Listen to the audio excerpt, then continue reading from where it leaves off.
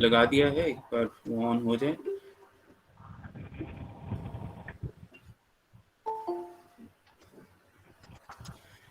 तो आज के इस समापन सत्र में आप सभी का हार्दिक स्वागत है। हम पिछले 10 दिनों से भगवत गीता के द्वितीय अध्याय पर जो कार्यशाला चल रही थी, उस कार्यशाला का आज समापन समारोह है, जिसमें हमने आमंत्रित किया है डॉक्टर C.K. झा, जो हेड एंड एसोसिएट प्रोफेसर हैं post graduate department of Sanskrit MPN college Mullana, और संस्कृत के विशेषज्ञ होने के साथ साथ गीता में उनकी एक बड़ी गहन दृष्टि भी है, और गीता के दर्शन को और उसके सौंदर्य को और उसके व्यवहार को जितना वो अच्छे से समझते हैं, वो हमारे लिए एक बड़ी प्रभावी बात है, और उसको हम सीखना भी चाहते हैं। पिछले 10 दिनों में हमने डॉक्टर रविंद्र कुमार गुप्ता जी, जो पूर्व अध्यक्ष हैं राजनीति शास्त्र विभाग के RKST कॉलेज कैथल से, वो निरंतर द्वितीय अध्याय के विभिन्न पक्षों को सामाजिक विज्ञानों की दृष्टि से हमारे छात्रों के साथ साझा करते रहे हैं, और कई सारे पक्ष जो संस्कृत के लोगों को नहीं पता होते कि किस तरह से समाज विज्ञान के साथ गीता का सीधा सीधा संबंध है, वो उन्होंने हमें स्पष्ट करके दिए। ये हमारे लिए एक बहुत ही सुखद और अलग तरह का अनुभव था। और इस सारे कार्यक्रम से, इस सारे कार्यशाला से छात्रों को बहुत लाभ हुआ कि संस्कृत के छात्रों को राजनीति शास्त्र के दृष्टिकोण से गीता पढ़ने और सुनने का अवसर मिला। साथ ही हम इस सारे कार्यक्रम को आयोजन करने में जो डॉक्टर विनय सिंघल, जो हेड हैं, अध्यक्षा हैं संस्कृत विभाग RKST कॉलेज, और साथ में प्रोफेसर लवलीन, जो कि अध्यक्षा हैं गुरु नानक खालसा कॉलेज यमुनानगर, निरंतर वो जुड़े रहे हैं, और उन लोगों के सहयोग से इस कार्यक्रम का हम आयोजन कर पाए हैं। तो आज इस की पूर्णता की ओर अग्रसर करने के लिए, क्योंकि कोई भी कार्यक्रम जो है वो समय और स्थान की सीमा में ही बद्ध रहता है, और गीता इस बात का विशेष ध्यान भी रखती है कि हम हमेशा मर्यादा में रहें।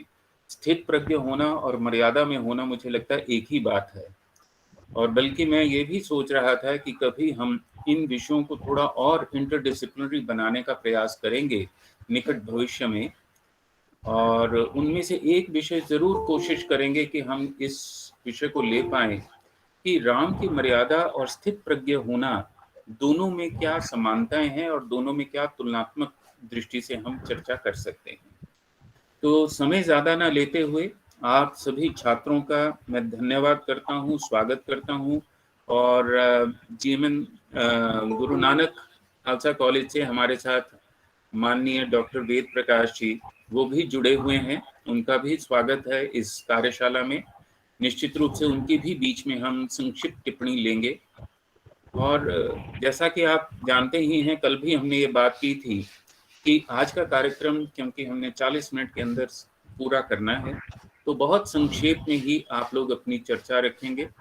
तो मैं सबसे पहले आमंत्रित कर रहा हूं डॉक्टर रविंद्र कुमार गुप्ता जी, जो कि हमारे रिसोर्स पर्सन रहे हैं, और जो कि इस सारी दृष्टि को जिन्होंने हमारे साथ साझा किया है, उनसे मैं निवेदन करता हूं कि वो संक्षेप में अपनी बात, पूरे 10 दिन का जो उनका अनुभव रहा है और गीता का जो सार द्वितीय अध्याय का है, उसको वो हमारे छात्रों के साथ साझा करें। धन्यवाद आशुतोष जी। सभी मित्रों को और विद्यार्थियों का स्वागत है। समय को देखते हुए मैं बहुत संक्षिप्त रूप से, संकेतात्मक रूप से ही बात कह पाऊंगा। द्वितीय अध्याय यदि आप देखें तो मैं ये भी कह सकता हूँ कि पूरे भगवत गीता का सार इसमें समाया हुआ है, और यदि हम क्रम से इसका अध्ययन करें तो आप ये कह सकते हैं कि द्वितीय अध्याय मनोवैज्ञानिक परिवर्तन लाने वाला अध्याय है, कि जिसका प्रारंभ संजय वाच से शुरू होता है, कि जिसमें वो अर्जुन की शोकपूर्ण स्थिति का वर्णन करते हैं। और भगवान श्री कृष्ण जब अपना एक गुरु के रूप में अपना प्रवचन शुरू करते हैं, तो वो सबसे पहले शब्द ही अशोच्यान्वेषण सत्वम, कि तेरे को शोक करने की जरूरत नहीं है। तो शोक से अशोक की स्थिति में लाना मनोवैज्ञानिक रूप से, इसके लिए भगवान श्री कृष्ण ने अध्याय 2 में 2 थेरेपी यूज की हैं। उससे पहले उन्होंने तीसरे श्लोक में क्लेबियम शब्द प्रयोग करके एक ट्रीटमेंट दिया, शोक ट्रीटमेंट। लेकिन जब उससे भी बात नहीं बनी, तब वो कंसल्टेटिव मूड में आ गए। क्योंकि आप देखें, एक अद्भुत संयोग भी आप कह सकते हैं कि यह अध्याय अपने आप में इसलिए पूर्ण है कि हमारे यहाँ पूर्णांक जो 9 है। अध्याय 2 में कुल श्लोक कितने हैं? 72। योग हो गया 9। संजय और अर्जुन ने जो श्लोक बोले हैं, अर्जुन के 6 हैं और संजय के 3 हैं, दोनों का योग हो गया 9।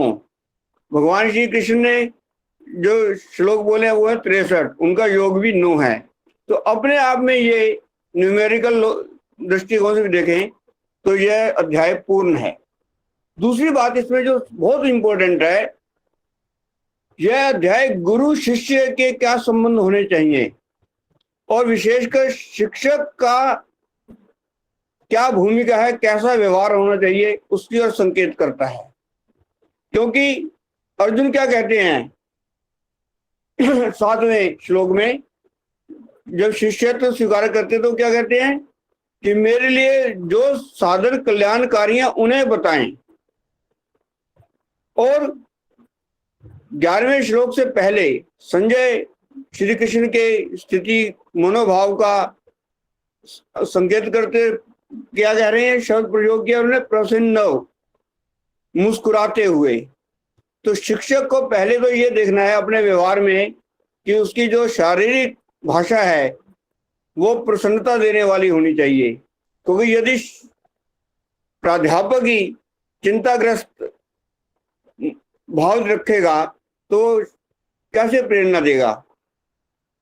और दूसरी बात उसमें एक और बड़ी इंपॉर्टेंट है, शिक्षक के रूप में संजय ने श्री कृष्ण को मधुसूदन कहा है और ऋषिकेश, इनके जो इंद्रियों पर विजय प्राप्त करने वाला और जो अपनी आत्म प्रशंसा से विभोर नहीं होता, मधुसूदन। तो एक शिक्षक के लिए जो सार रूप में आप कह सकते हैं कि शिक्षक के लिए क्या आवश्यक है, नंबर 1 कि वह विचलित ना हो, वह सदैव प्रसन्नता पूर्वक अपने शिष्य की बात सुने और कहे। दूसरा, वह अपनी प्रशंसा में विभोर नहीं होना चाहिए। और तीसरी बात, उसे जो भी कहना है अपनी बात, वो इस दृश्य को सोच करके कि इससे मेरे विद्यार्थी को लाभ होना चाहिए। तो ये बहुत इंपॉर्टेंट मैं समझता हूँ दूसरा अध्याय का ये एस्पेक्ट है, जिसके ऊपर और चर्चा भी की जा सकती है। तीसरा आता है ज्ञान योग, जिसमें भगवान श्री कृष्ण ने श्लोक नंबर 12 से लेकर आप कह सकते 30 तक बताया है कि कैसे शरीर नाशवान है और आत्मा अविनाशी है। इसलिए इस शरीर के लिए शोक करना उचित नहीं है, बल्कि प्रत्येक व्यक्ति को आत्मा या अंतःकरण की शुद्धि के लिए प्रयास करना चाहिए। और वो तभी कर सकता है जहां उन्होंने प्रयोग किया शब्द व्यवस्थात्मिका बुद्धि की बात आएगी, कि निश्चयात्मक बुद्धि होनी चाहिए। और 31 से लेकर 39वें श्लोक तक ज्ञान योग के माध्यम से ही भगवान श्री कृष्ण ने बताया कि प्रत्येक व्यक्ति को अपने स्वधर्म का पालन करना चाहिए। और स्वधर्म का पालन करने के लिए यदि उसे युद्ध नहीं धर्म युद्ध करना पड़ता है अपनों से अपने से, तो वो भी करना चाहिए। क्योंकि यदि कोई व्यक्ति अपने स्वधर्म का पालन करते हुए धर्म युद्ध से पीछे हटता है तो इससे उसकी अपकृति होगी, उसका कोई लाभ नहीं होगा। और इसीलिए फिर वो 40 से लेकर 53वें श्लोक तक कर्मयोग की बात करते हैं, इनके ज्ञान पर आधारित कर्मयोग, कि जिसमें वो मुख्य रूप से क्या बता रहे हैं कि व्यक्ति का, बड़ा मशहूर है, कर्मण्येवाधिकारस्ते, इसी में आ जाता है श्लोक 47वां जो है, कि व्यक्ति का कर्म करने पर तो अधिकार है और उसके फल की, ऐसा नहीं फल नहीं मिलेगा। एक ये धारणा बहुत गलत है, आम प्रचलित है कि जी कर्म कर रहे हैं, फल मिलेगा नहीं मिलेगा पता नहीं, ऐसा इस श्लोक में नहीं है।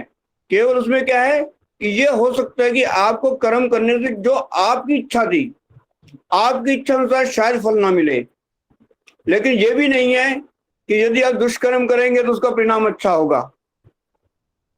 और इसीलिए एक और जो बात इसमें कर्मयोग के ही संबंध में भगवान श्री कृष्ण ने योग की परिभाषा दी है। जो ये पहला अध्याय है गीता का जहाँ योग की बात है, और जिसमें उन्होंने 2 योग के अर्थ दिए हैं।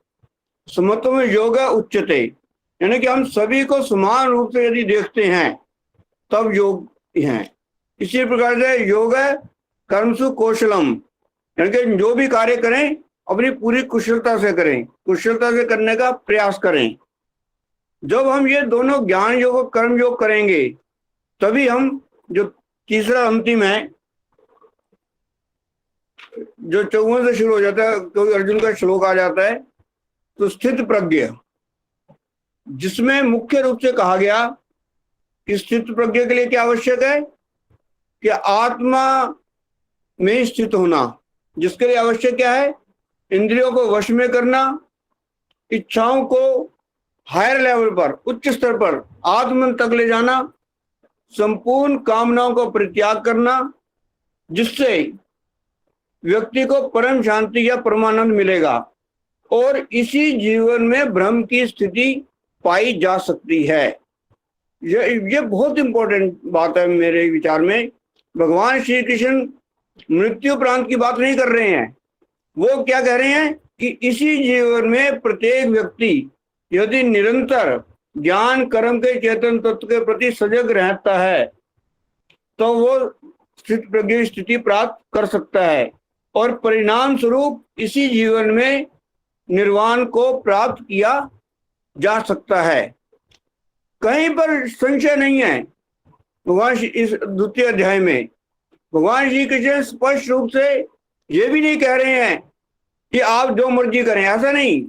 ज्ञान और कर्म को जोड़ते हुए स्थित प्रज्ञ होकर जब आप कर्म करेंगे तभी निर्वाण को प्राप्त कर सकते हैं। और अंत में एक बात कहना चाहूंगा, जो अंतिम बात मैंने अभी कही, जो अंतिम श्लोक है उसको पुनः स्थापित भी किया है भगवान श्री कृष्ण ने 5वें अध्याय के 19वें श्लोक में।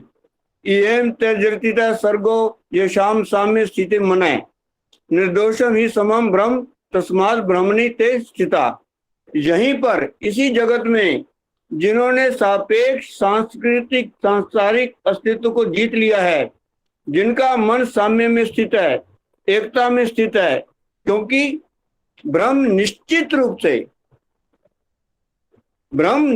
रूप से सभी दोषों से मुक्त है और सभी में कोई अंतर नहीं है। किसी व्यक्ति में अमीर है, गरीब है, किस जाति का, इससे कोई अर्थ नहीं है। स्त्री या पुरुष सभी में वही विद्यमान है। इसलिए ऐसे व्यक्ति ब्रह्म में स्थित होते हैं। अर्थात संक्षेप में यदि हम कहें उपसंहार के रूप में कि निरंतर रूप से हम ज्ञान कर्म के आधार पर स्थित प्रज्ञ होने की ओर अग्रसर हों, उसको प्रयत्न करें, तो निश्चित रूप से हम, जब हम कहते हैं एक व्यक्ति निर्वाण नहीं प्राप्त कर रहा है, जब एक व्यक्ति निर्वाण प्राप्त कर रहा है तो वो दूसरे व्यक्तियों को भी उस दिशा में ले जा रहा है। तो इसको आप कहते हैं संपूर्ण समाज, संपूर्ण मानव जाति के निर्वाण की बात भगवान श्री कृष्ण इस द्वितीय अध्याय में कर रहे हैं। धन्यवाद।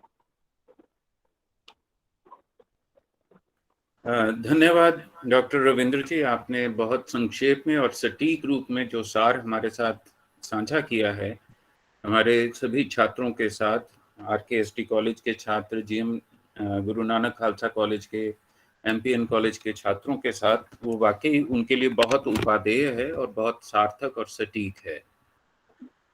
इससे पूर्व कि हम और कोई चर्चा करें, मैं चाहूँगा कि डॉक्टर वेद प्रकाश जी भी हमारे साथ जुड़े हुए हैं। यदि वो अपनी संक्षिप्त टिप्पणी और ऑब्जर्वेशन, क्योंकि वो मास कम्युनिकेशन से हैं लेकिन संस्कृत से बड़े गहरे से जुड़े हुए हैं, तो मैं चाहूँगा कि वो भी इस 10 दिवसीय कार्यशाला के बारे में अपनी कोई राय और भगवद गीता के द्वितीय अध्याय के बारे में यदि कोई संक्षेप में टिप्पणी करें तो उनका स्वागत है।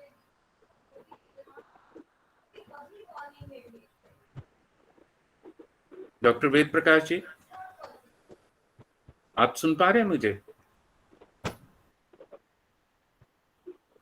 मुझे लगता है उन तक मेरी आवाज नहीं पहुंच रही। तो आज के हम अग्रसर होते हैं, क्योंकि समय जो है वो निरंतर चल रहा है। तो इस सारे विषय के ऊपर द्वितीय अध्याय, क्योंकि 2 भागों में हम विभाजित करके अक्सर पढ़ाते हैं। एक तो जो उसमें कर्म योग है और दूसरा ज्ञान योग, बुद्धि योग जिसे हम कहते हैं, और उसके लिए जो हम विभिन्न प्रकार की शब्दावलियों का प्रयोग करते हैं, जिसमें कर्म, ज्ञान, स्थित प्रज्ञ, इंद्रिय संयम और अन्य कई प्रकार के शब्द जो हैं वो बड़े महत्वपूर्ण इसमें शब्द हैं।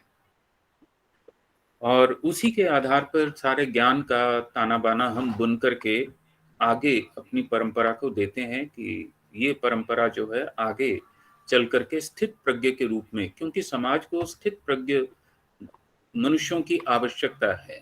उन्हें स्मार्ट लोगों की जरूरत नहीं है। स्मार्ट लोग अपने आप हो जाते हैं, व्यवहार सिखा देते हैं, लेकिन उस स्मार्टनेस में भी सरलता कहाँ से आएगी, उसमें भी राग द्वेष से रहित हम कैसे हों, ये द्वितीय अध्याय की बहुत बड़ी कंट्रीब्यूशन है। और मुझे लगता है कि हम संस्कृतज्ञों के लिए ये एक नई एजुकेशन पॉलिसी जो है, न्यू एजुकेशन पॉलिसी, वो मौका लेकर के आई है कि हम अपने मूल्यों को पुनः स्थापित करें। इंटरडिसिप्लिनरी, 2 शब्द वहां पे बड़े महत्वपूर्ण है, इंटरडिसिप्लिनरी और होलिस्टिक एजुकेशन। तो प्रयास करें कि इन दोनों जो हमें ये मिले हैं शब्द, इसमें अपना हम पांव जमाने की कोशिश करें, अपनी स्थापनाएं करें, अपने मूल्यों को लाएं और नए सिरे से संस्कृत को परिभाषित करें। और मैं चाहूंगा कि इस मौके को हम लोग मिस ना करें, क्योंकि ये बड़ी मुश्किल से मौका मिलता है कि जहां पर संस्कृत को फैलाने का, प्रसार करने का एक मौका है। अगर हमने वो खो दिया तो मुझे लगता है कि हम संस्कृत के प्रति जो है वो न्याय नहीं करेंगे। नौकरी के लिए तो जो मर्जी करते रहें, लेकिन संस्कृत के प्रति हम न्याय नहीं कर पाएंगे। तो इन्हीं शब्दों के साथ मैं आज सादर आमंत्रित कर रहा हूँ डॉक्टर CK झा, जो आज के हमारे विशिष्ट अतिथि हैं। मैं उनसे निवेदन करूंगा कि द्वितीय अध्याय के बारे में वो संक्षेप में हमारे सभी छात्रों के साथ चर्चा करें और उसके सार पर और इस कार्यशाला की 10 दिवसीय कार्यशाला के बारे में भी अपनी राय रखें। डॉक्टर CK झा सर, अपने को अनम्यूट कर लीजिए। बहुत बहुत धन्यवाद। सर्वप्रथम मैं समस्त विद्वत जनों को नमस्कार करता हूं और आयोजन के प्रेरणा स्रोत आयोजक बड़े भाई साहब डॉक्टर आशुतोष जी का बहुत बहुत आभार प्रकट कर रहा हूं कि इस तरह के आयोजन वो अनवरत रूप से जारी रखते हैं। अब विषय वस्तु पर आते हैं।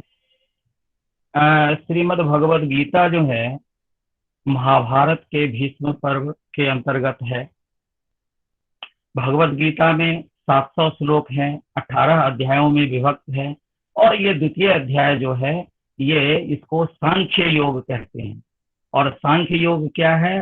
नास्ति सांख्य समम ज्ञानम नास्ति योग समम बलम। सांख्य जैसा ज्ञान नहीं और योग जैसा बल नहीं। तो इसके एक और परंपरा की मैं थोड़ी सी बात कर लूं कि जैसे भगवद गीता जो हम आज पढ़ रहे हैं, ये भगवद गीता आचार्य शंकर के द्वारा भाष्य की हुई है जिसको हम पढ़ रहे हैं। लेकिन मैं बच्चों के हिसाब से मैं थोड़ी सी जानकारी में ये देना चाहता हूँ कि ये जो भगवत गीता आचार्य शंकर के द्वारा भाष्यकृत है, इसमें 700 श्लोक हैं। लेकिन ऐसे ही कश्मीर शैव परंपरा में गीता पर भाष्य है, और शैव परंपरा में जो गीता पर भाष्य है, आपको यह जानकर ताज्जुब होगा कि वहां जो शैव परंपरा में जो भाष्य है उसमें 700 नहीं 750 के करीब श्लोक है। और सबसे प्रथम जो भगवत गीता पर भाष्य है आचार्य लासक द्वारा लासवी टीका है, जो आज के समय में अनुपलब्ध है। उसके बाद राजानक आनंदवर्धन हुए, तो राजानक आनंद जो है आनंदवर्धनी टीका लिखे हैं। और उसके बाद में फिर राजानक रामकंठ हुए, उनकी भगवत गीता के ऊपर सर्वतोभद्र व्याख्या है। उसके बाद अभिनव गुप्त हुए, जिनकी जो है ना एक गीतार्थ एक गीतार्थ संग्रह नाम से टीका है। तो इस प्रकार से वहां शैव परंपरा में क्या है, कुछ एक पाठ भेद भी है जो हमारे इस यहाँ जो हम देखते हैं 700 श्लोक, जैसे धर्म क्षेत्रे कुरुक्षेत्रे समवेता युयुत्सवः मामका पांडवश्चैव किम कुर्वत संजय, यहाँ हम देखते हैं। और जब हम शैव गीता में जाएं तो वहां देखते हैं कि धर्म क्षेत्रे कुरुक्षेत्रे सर्व क्षेत्र समागमे, वहां समवेता युयुत्सवः की जगह पे सर्व क्षेत्र समागमे है। तो इस तरह से आप संपूर्ण गीता में श्लोकों की संख्या भी ज्यादा है और वहां पे विभाजन है। और ये अब हम दोनों को संयुक्त रूप से जब हम देखते हैं तो भाव ये निकलता है कि ये जो द्वितीय अध्याय है, ये द्वितीय अध्याय दोनों ही भाष्य परंपरा में अद्भुत है, आगम में भी और निगम में भी। अद्भुत इसलिए है कि जहां पर ज्ञान कर्म और भक्ति तीनों की जो त्रिवेणी है, इस त्रिवेणी को वहां जो व्यक्त किया गया है वहां पे, और एक ज्ञान जो है और कर्म, इन दोनों को, ज्ञान कर्म और भक्ति, इन तीनों के ऊपर जब हम देखते हैं तो लगता है कि ज्ञान जो है और कर्म ये दोनों अलग अलग नहीं है। इन दोनों को हम अलग रूप से नहीं देख सकते। क्यों? तो कर्म क्या है? क्रियते अनेन, जो कर्म जो किया जाए। और ज्ञान क्या है? ज्ञायते अनेन। तो ज्ञान तब तक नहीं हो सकती जब तक हमें कर्म ना कर हम करें, और कर्म तब तक नहीं हम बढ़िया कर सकते हैं जब तक हमारे अंदर बुद्धि ज्ञान तत्व का समावेश न हो। तो इसलिए हम इसको बच्चों के हिसाब से अगर कहें तो कैसे कहें, तो एक सिक्का के दो पहलू। फिर ज्ञान क्या है? तो अगर विभेद करना हो तो हम इतना कह सकते हैं कि कर्म की जो पराकाष्ठा है उसको ज्ञान कहते हैं। कर्म की जो अंतिम अवस्था है उसको हम ज्ञान की श्रेणी में लाते हैं। और फिर भक्ति क्या है? भक्ति ज्ञान और कर्म एक सिक्का के दो पहलू है, और भक्ति उसमें समन्वय का कार्य करती है। समन्वय जब तक ना हो ज्ञान और कर्म में, तब तक हम अपने और भक्ति की परिभाषा क्या है? तो उत्कट श्रद्धा को भक्ति कहते हैं। श्रद्धा जब उत्कट रूप ले ले जब, तो उसको हम भक्ति कहेंगे। और इन तीनों का समावेश कैसे करते हैं, मैं बच्चों को एक उदाहरण देकर समझाता हूं कि ज्ञान और कर्म को एक कैटेगरी में रखते हैं और भक्ति को एक अलग कैटेगरी में रखते हैं। ज्ञान और कर्म जो स्वसाध्य विषया है वो कैसे है? तो स्वसाध्य विषया के लिए मैं एक उदाहरण देता हूं कि बंदर के जो बच्चे होते हैं, बंदरिया जो बच्चे अपने बच्चे को जो है ना, आप देखते होंगे कि बंदर की जो छोटे बच्चे हों और उसको उसकी माँ क्या करती है, जब एक पेड़ से दूसरे पेड़ जाना हो, कहीं जाना हो, या बच्चे के ऊपर कोई संकट आ जाए तो उसके बच्चे क्या करते हैं, माँ को पकड़ के रखती है। इसमें माँ का कोई योगदान नहीं होता, माँ उसको नहीं पकड़ती, नहीं बचाती है। जो कुछ भी करना है उस बंदर के बच्चे को ही करना है, बच्चा उसको पकड़ के रखती है। और माँ जो है ना, इस छत से उस छत, इस पेड़ से उस पेड़ छलांग लगा देती है। तो जब छलांग लगाती है तो अगर बचना है तो बच्चे को खुद बचना है। ज्ञान और कर्म वो चीज है, स्वसाध्य विषया है कि हमें खुद बचना पड़े। खुद ही अवसर सारे हैं, लेकिन बचने के लिए आपको जो है ना उसको बचने के लिए प्रयत्न करना है। और भक्ति क्या है? भक्ति है बंदर के बच्चे, बिल्ली के बच्चे की तरह। बिल्ली को आप देखते होंगे, बिल्ली के बच्चे हैं, बिल्ली को एक घर में कहीं बच्चे दे दिए हों और उसको दूसरे घर में या भगा देते हैं या ले जाना हो, तो वो क्या करती है? अपने दो जबड़ों के बीच में, दांतों के बीच में उस बच्चे को पकड़ करके जकड़ देती है। अब इस स्थिति में देखिए, बच्चे को कुछ नहीं करना, उस ऐसे में बच्चों को अगर आप छू देते हैं तो वो चिल्लाने लगती है, लेकिन उसकी माँ जबड़ों में जकड़ लेती है, तब भी वो शांत भाव से बैठी हुई है। कैसे? जो कुछ भी करना है वो माँ को करना है, मुझे कुछ नहीं करना। तो ये जो श्रद्धा है, उत्कट श्रद्धा है कि मेरे तरफ से कुछ नहीं, ये सब कुछ उसकी माँ की तरफ से हो रहा है। तो इन तीनों ही रूपों को जब हम देखते हैं तो मुझे लगता है कि ये जो गीता में द्वितीय अध्याय है, इसमें आप देखेंगे तो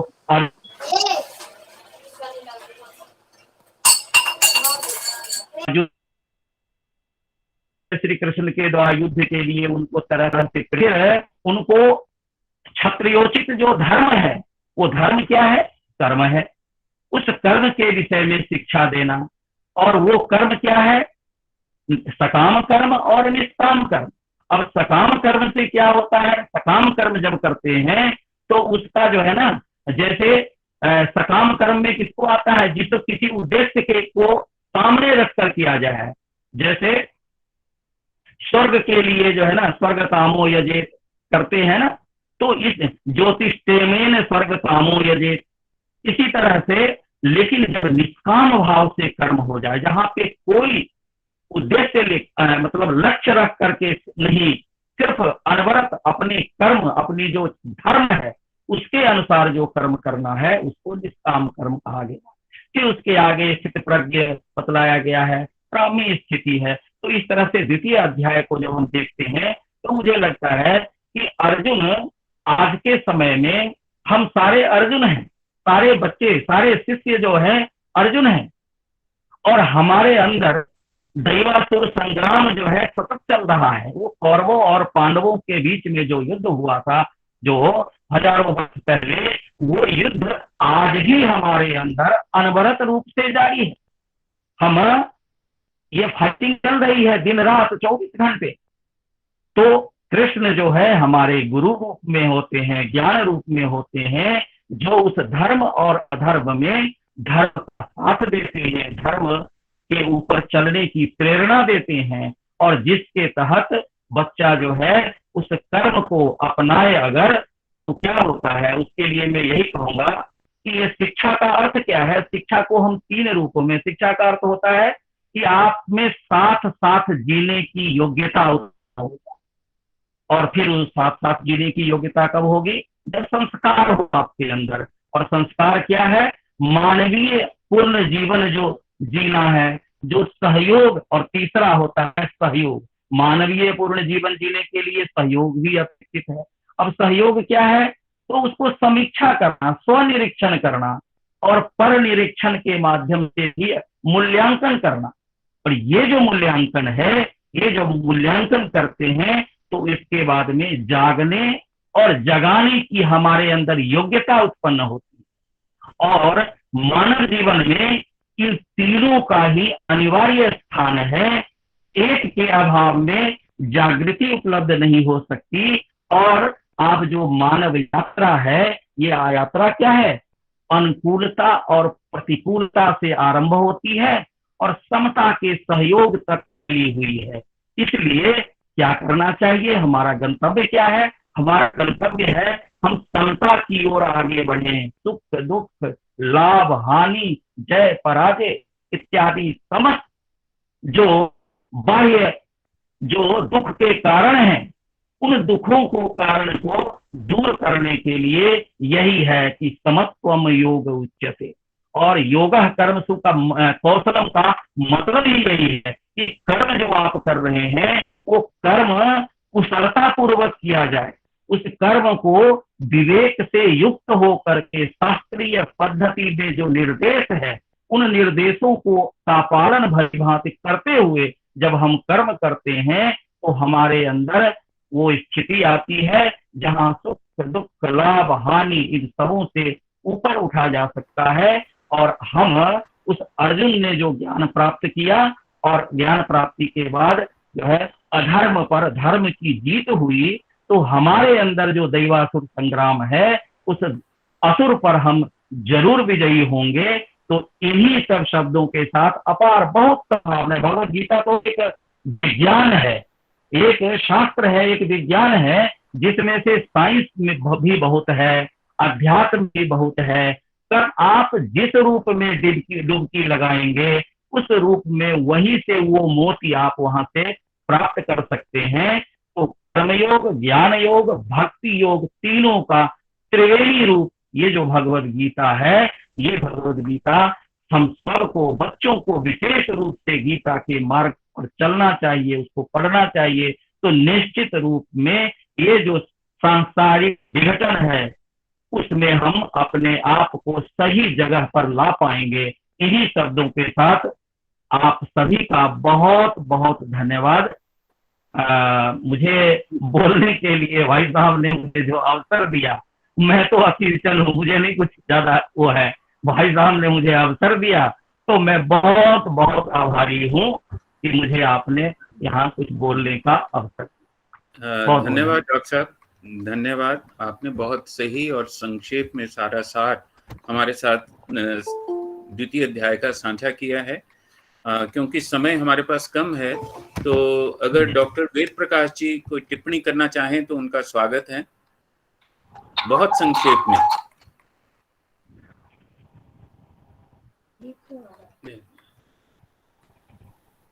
उसमें मुझे सारे एडमिट भी करना पड़ रहा है, लेकिन वो तो चेंज हो गया होगा ना, तो चेंज किया डॉक्टर वेद प्रकाश जी। नहीं, ठीक। मुझे लगता है कि मैडम विनय सिंघल इस सारे कार्यक्रम के विषय में एक बहुत संक्षिप्त टिप्पणी, और फिर उसके बाद धन्यवाद ज्ञापन के लिए डॉक्टर लवलीन जी, हम उसको करेंगे। मैडम विनय सिंघल, और मैंने जो है वो फॉर्म साझा कर दिया है आप सभी के साथ।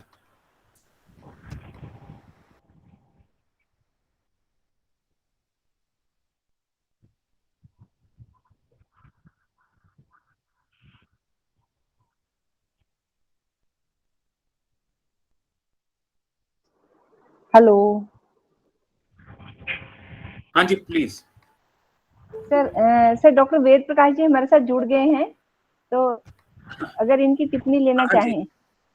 हाँ, डॉक्टर वेद प्रकाश जी जी अगर सुन पा रहे हैं तो निश्चित रूप से आपकी भी इस कार्यशाला के बारे में एक टिप्पणी लेना चाहेंगे। हाँ, अपने को अनम्यूट कर लीजिए सर, अनम्यूट करें सर। इनकी ज्यादा जरूरी है सर। हाँ बिल्कुल बिल्कुल। डॉक्टर वेद प्रकाश जी अपने को अनम्यूट कर लीजिए पहले। हाँ जी, हेलो जी जी, सुन पा रहे हैं। बहुत संक्षेप में आपकी एक टिप्पणी। यह जो आपका कार्यशाला प्रारंभ में शुरू हुआ है और गीता के द्वितीय अध्याय के बाद द्वितीय अध्याय के विषय में हमारे जो विद्वान ने कहा है कि अर्जुन और कृष्ण के संवाद का विषय में, और उसमें अनेक प्रकार से वार्ता की गई है। आज यह संस्कृत जो है हमारा कितना जो पीछे चल रहा है, हम बच्चों को चाहे सभी लोगों को जो है अपना इस कार्य में योगदान दें, गीता के विषय में बतावें और उसके विषय में बतावें कि कर्मण्येवाधिकारस्ते मा फलेषु कदाचन, डॉक्टर साहब ने कहा, अभी कहे हैं, तो कर्मण्येवाधिकारस्ते मा फलेषु कदाचन से यह हमको यह संबुद्ध होता है कि हमको कर्म करना चाहिए, फल की तो भगवान ईश्वर की आस्था में है। इस तरह से हमने आज तक जिन आपके साथ जुड़े रहने पर हमको बहुत अच्छा रहा कि हमारे सभी बच्चे, छात्र भी सुन रहे हैं, हमारे विद्वान भी सुन रहे हैं, और इसी साथ धन्यवाद। धन्यवाद सर, बहुत सटीक और संक्षिप्त टिप्पणी के लिए बहुत धन्यवाद। और अब जल्दी से हम 2 धन्यवाद लेंगे इस कार्यशाला के। जी। डॉक्टर गुप्ता जी के प्रति और सभी बच्चों के प्रति आभार व्यक्त करने के लिए सबसे पहले RKST कॉलेज की ओर से डॉक्टर विनय सिंघल जी, ये उनकी ओर से एक संक्षिप्त टिप्पणी धन्यवाद सहित, फिर उसके बाद मैडम लवलीन। जी सर, आपका पहले तो जो आप संयोजक हैं इस कार्यक्रम के और सूत्रधार, क्योंकि हमने तो आपने हमें इस ये छत्र छाया में आपकी में चले और हमें बहुत बहुत हार्दिक प्रसन्नता है।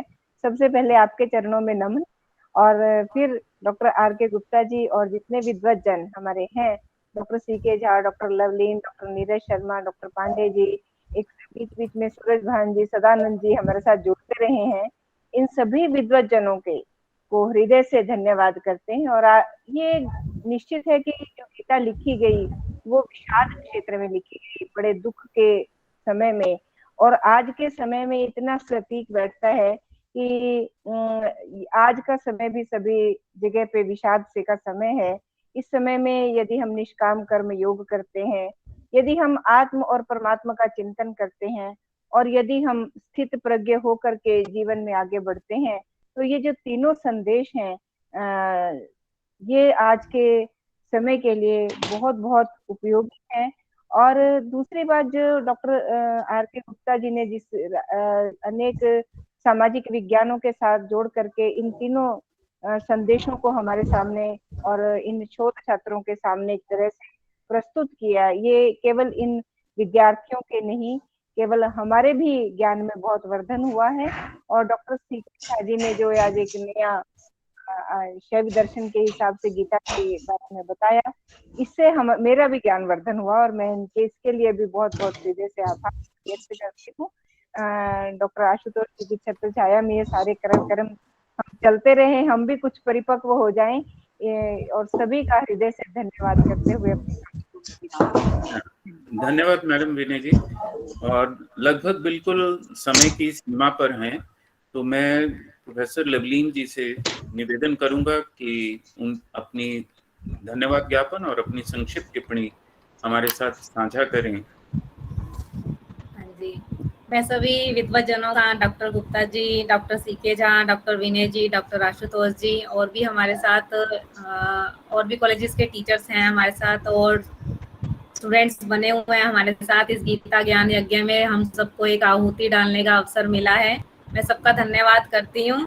और गीता का उपदेश जितना हमने द्वितीय अध्याय में पढ़ा, पहले अध्याय में जहाँ तक अर्जुन को विषाद की स्थिति, जब वो पहले बहुत अधिक उत्साह से भरा हुआ था, और जब रथ उनके अपने परिजनों के सामने आया तो बड़ी विकट स्थिति में हो गया। और हम सब भी, मुझे लगता है कि एक युद्ध क्षेत्र में खड़े हुए हैं, और कहीं ना कहीं बहुत सारे प्रश्न हैं जो हम रख नहीं पाते हैं, और अर्जुन जैसा योद्धा बन के हमें भी अपने प्रश्नों को रखने की आवश्यकता है। और गीता के दूसरे अध्याय में हमने देखा कि भगवान श्री कृष्ण जो है समाधान के रूप में अनेक प्रकार से उसे समझा रहे हैं। और जो हमने स्थित प्रज्ञा के बारे में पढ़ा, वो एक ऐसी स्थिति है जहाँ पर हम सुख दुख लाभ हानि इन सब से परे हो जाते हैं, और शायद जीवन के बहुत सारे ऐसे पड़ाव हैं जहाँ पर हमें भी इन स्थित प्रज्ञा की अवस्था में आने की आवश्यकता है। तो इन्हीं शब्दों के साथ हमें सबको इस गीता ज्ञान यज्ञ में श्रद्धा रूपी आहुति डालने का अवसर मिला। मैं धन्यवाद करती हूँ सभी का। धन्यवाद, धन्यवाद लवलीन। और अब मेरी ओर से सभी के प्रति नमन भी है।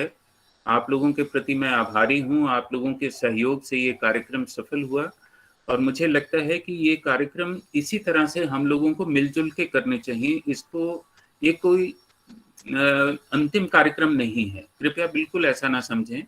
निश्चित रूप से आगे आने वाले कुछ और कार्यक्रम हैं जो हमें आपस में मिलके करने होंगे, क्योंकि जिस तरह की विकट परिस्थितियां हैं उनमें हमें नए तरीके से अपने को परिभाषित भी करना है और नई कार्य योजनाएं भी बनानी पड़ेंगी।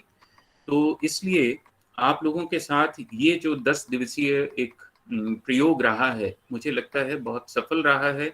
और विशेष रूप से छात्रों के लिए तो ये बहुत ही सफल रहा है कि उन्होंने, डॉक्टर गुप्ता जी ने जिस तरह से हल्के फुल्के अंदाज में गीतों के साथ जोड़ करके और राजनीति की दृष्टि से गीता को उनके सामने प्रस्तुत किया है, जो उदाहरण उन्होंने बीच में दिए हैं, वो वाकई प्रशंसा के योग्य हैं। और उनके प्रति तो हम सभी कॉलेजेस की ओर से आभार व्यक्त करने के लिए तो हमारे पास शब्द ही थोड़े हैं, क्योंकि इतनी मेहनत करना रिटायर होने के बाद पुनः जो है ये कार्य करना बड़ा मुश्किल होता है लेकिन उन्होंने मेहनत की राजनीति विषय के साथ और गीता के दोनों को जो जोड़ा है, उसके लिए मैं उनका बहुत बहुत आभार व्यक्त करता हूं। और सभी विद्यार्थी जो जुड़े हैं, मैं चाहता हूं कि आप लोग निरंतर आगे भी जुड़े रहें, क्योंकि आगे आने वाले जो कुछ विषय हैं उनमें कंप्यूटेशनल संस्कृत की एक प्रयोगशाला है और उसके अतिरिक्त कुछ लॉ के साथ जुड़े हुए विषय हम लेंगे और भी इसी तरह के कई विषय हैं। और शेष 11 बजे आप सभी से आग्रह है कि इसी लिंक पे 11 बजे जुड़ें और डॉक्टर CK झा जो हैं उस विषय को आज आयोजित करें नेशनल वेबिनार, उसमें भी आप लोग फॉर्म भर सकते हैं।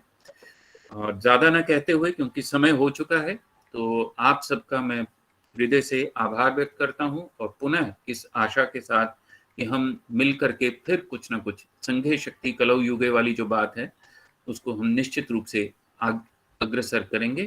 तो सभी लोगों ने फॉर्म भर दिया हो, जिन्होंने नहीं भरा है तो मैडम लवलीन, मैडम विनय और झा जी उसको कॉपी कर लीजिए और अपने छात्रों के साथ साझा कर दीजिएगा, ठीक है? तो वो सर्टिफिकेट्स उन तक पहुंच जाएंगे।